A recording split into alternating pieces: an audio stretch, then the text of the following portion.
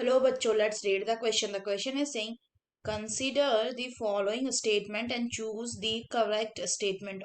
Statement 1 है the endomembrane system include mitochondria, chloroplast and peroxisome.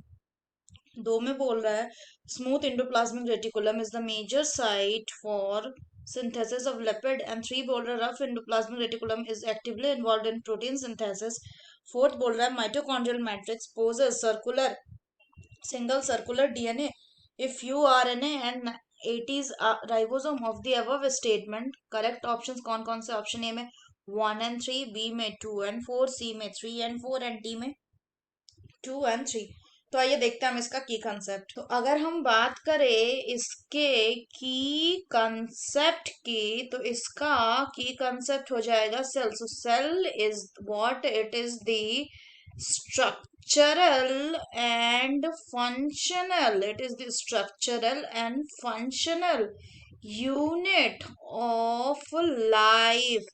अगर हम बात करें सेल की, तो cell generally prokaryote and eukaryotic cell में डिवाइडेड होते हैं.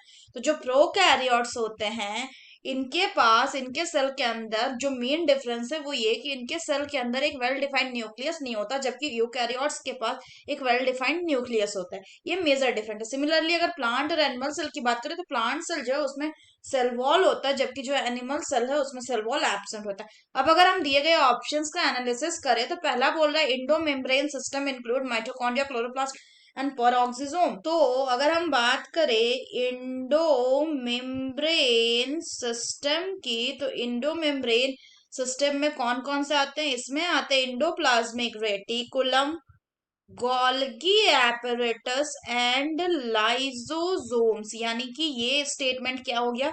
गलत हो गया. दूसरा बोल रहा है smooth endoplasmic reticulum is the major site of synthesis of lipid. तो ये बिल्कुल सही है, क्योंकि जो एंडोप्लाज्मिक रेटिकुलम है उसका मेजर काम क्या है? सिंथेसिस ऑफ लिपिड बनाने के लिए. और कैसा endoplasm reticulum? Smooth endoplasmic reticulum.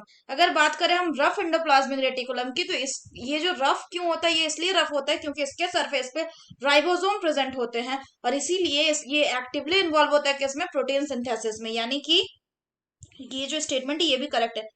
चौथा बोल रहा है mitochondrial matrix possess single circular DNA, few RNA and 80s ribosome. तो अगर हम बात करें माइटोकॉन्ड्रिया की, तो जो माइटोकॉन्ड्रिया का राइबोसोम होता है ये कितने का होता है? ये होता है आपका जनरली 70s का. और यूकैरियोटिक अगर हम राइबोसोम की बात करें, तो वो होता है 80s बाकी सेल में. तो इसीलिए कहा जाता है कि जो माइटोकॉन्ड्रिया है वो किससे मिला है? वो जनरली डिराइव हुआ है, बोला जाता है कि वो डिराइव हुआ है प्रोकैरियोट से during the time of evolution. यानी कि ये स्टेटमेंट कैसा हो गया? ये स्टेटमेंट भी गलत हो गया. तो हमसे पूछा गया कि इसमें से करेक्ट स्टेटमेंट कौन सा? The correct option will be the correct statement are statement 2 and 3. So the correct option will be option D, that is 2 and 3. So that's all for the question, bachcho. Hope you understood it well. Best of luck.